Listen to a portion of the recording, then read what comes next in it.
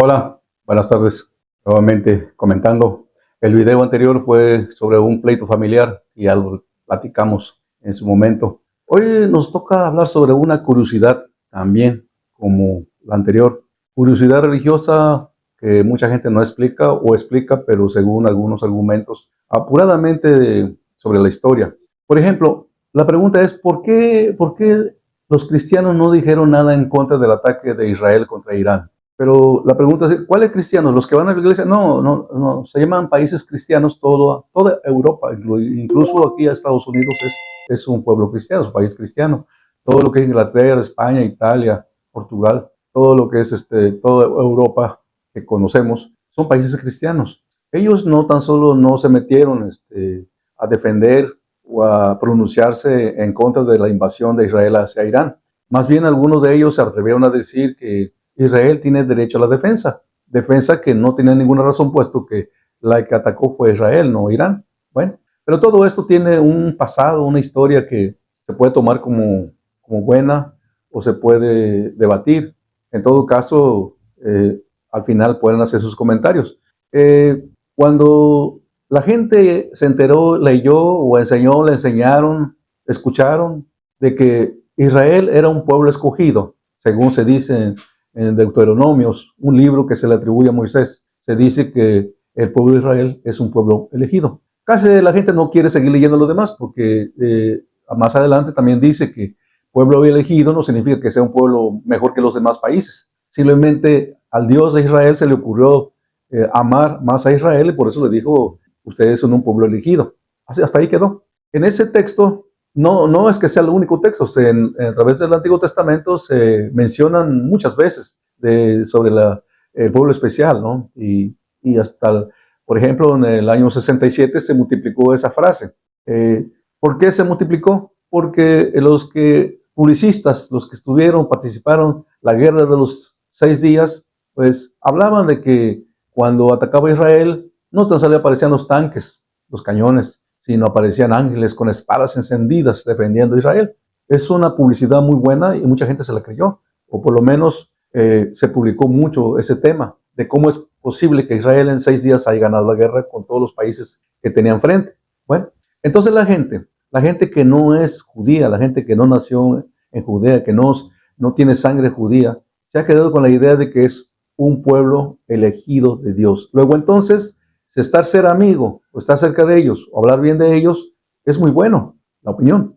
Y mucha gente, en vez de agarrar el calendario latino o para decir mi hijo se llama Manuel o se llama Cristóbal, entonces le ponemos José Manuel o le ponemos Jacob o le ponemos Abraham. Entonces, el mundo, los países conocidos, abundan los nombres israelitas, o mejor dicho, los nombres judíos. Todo pensando en el texto que comentamos, o otros comentarios, o otros textos que también se ha comentado muchas veces en discursos. Así pasó el tiempo y mucha gente tiene nombres, miles de gente, si no millones de gente tiene nombres judíos, porque está ese afán.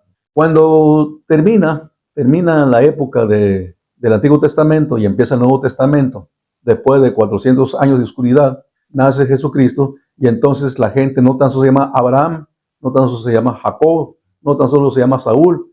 Ahora todas las personas tienen un sobrenombre. Antes de llamarse Juan, se llama José Juan. Ahora, José Juan por el padre de Jesús. Y la mujer se llama Luisa, pero ahora le ponemos María Luisa. Entonces hay un doble sello, una doble creencia, una doble certeza, una doble certificación para decir que pues es que estamos tomando los nombres de los hijos del pueblo elegido de Dios. Entonces, doble sello, doble adjetivo. ¿Por qué? Porque por ser judíos se toma el nombre de uno de ellos, ¿no? Algunos de ellos, ¿no? Ahora, por ser cristianos, es bueno llevar el nombre primero de María, primero de José. Y existen un sinnúmero de José María, José Manuel, María Luisa, y así por el estilo. Si usted le pregunta a una persona que de 40 años o de 30 le dice, ¿por qué te llamas José Manuel? Él no sabe, lo que va a contestar es que sus padres le pusieron ese nombre. Y si le preguntas al padre por qué le puso ese nombre, tampoco te va a explicar nada, porque esto no es de estudio, esto no es de certeza, esto es una especie de copia, se vive a la moda, se hace lo que otros hacen, pero no te preguntas, no estudias, no ves qué es lo que realmente sucede. ¿Cuál es el objeto de ponerse un nombre antes del nombre original? No, no lo saben. Si a alguien le pregunta por qué Abraham, puede decirte que le gusta ese nombre. Jacob le gusta ese nombre. Nunca pensó en que era un nombre que tienen los judíos, ¿no? O por lo menos los patriarcas, los principales hombres del judaísmo. Eso es lo que pasa. Ahora, ¿existe una certeza, una congruencia?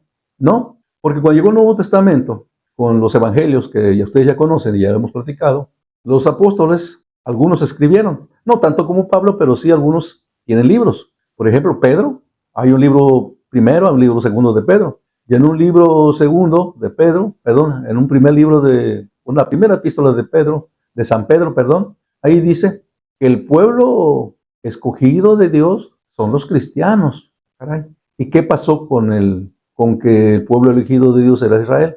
Ah, bueno, se menciona que hay un nuevo pacto. El pacto que había con los judíos fue el que que hizo Dios directamente con Abraham, donde le dijo que le iba a dar mucha descendencia por ser un amigo de Dios, por haber caminado con Dios. Abraham. Ese es el pacto del cual se decía, posteriormente se predicaba por todos los siglos de los siglos, de que Israel es el pueblo escogido de Dios. Hasta ahí bien. ¿Qué pasó cuando se vino a sustituir y se habla de un nuevo pacto? Bueno, los señores sabios de la materia dicen que es un nuevo pacto porque el pacto ahora es con Jesús, el Hijo de Dios. Y luego entonces, quizá por herencia, porque no es por raza, por herencia, porque los cristianos no tienen necesidad de ser judíos, simplemente con que acepten como Salvador a Jesús, son cristianos, no tiene que ser judío. Y luego entonces, por ser cristiano, heredan esa promesa, pero con el nuevo pacto. ¿Cuál pacto? Un pacto que Dios hace a través de su Hijo Jesús.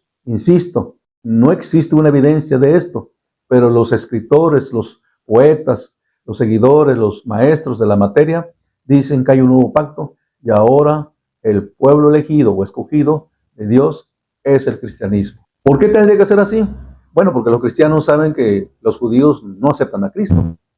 Ustedes y yo platicamos en su momento que Jesús no fue aceptado. No fue aceptado por los judíos como su Salvador, como el Mesías. Y también lo platiqué y lo repito. No lo aceptaron porque el Señor viene, viste, habla, se conduce, no como un judío, sino que se conduce como si fuera un budista. Te pega una cachetada, pone el otro cachete para que te pegue. ¿Qué judío dice eso? Ama a tu prójimo como a ti mismo.